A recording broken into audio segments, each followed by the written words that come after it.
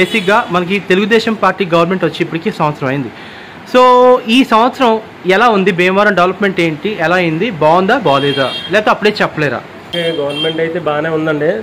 రతనరకు నడుస్తున్నా కానీ ఏదో ఒక ప్రజల్లో మాత్రం ఒక ఆశ ఉంది, నడుస్తుంది కానీ ప్రజల్లో మాత్రం ఆర్థిక మంది దారుణంగా ఉంది.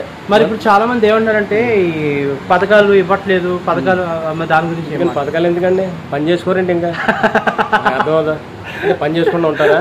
పని కల్పించమనండి. మాకేమక్కల్లా, మనిషికి పని కల్పించండి. ఉద్యోగాలు కూడా అక్కల్లా.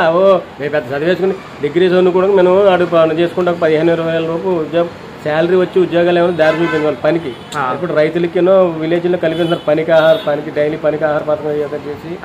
అలా టౌన్లో కూడా చదువుకునే వాళ్ళు ఉంటారు, వాళ్ళందరికీ కూడా ఏదో పని కల్పించారనుకున్నాయి. చాలా మంది పని లేకుండా ఎక్కడ పని చేయాలో తెలియకుండా కొంతమంది మిడిల్ క్లాస్ వాళ్ళు పిల్లలు ఉంటారు చదువు. వాళ్ళకి ఏమి సరిగ్గా అటు ఉద్యోగాలకు వెళ్ళారు, ఇటు కింద పని చేసుకోలేని వాళ్ళు చాలా మంది ఉంటారు. అదే మెయిన్ ఉన్నాయి ఇక్కడ. సో బాగుంది మొత్తానికి గవర్నమెంట్ అయితే బాగుంది. గవర్నమెంట్ పర్వాలేదండి, ఇంకా అంటే అప్పుడేం చెప్పలేము. ప్రజలు ఇబ్బంది పడట్లేదు. ప్రజలంటే ఇప్పుడు పథకాల్లో లేవు అయ్యి అంటున్నారు కదా, లేకపోతే చేసుకుంటారు చచ్చినట్టు పనులు.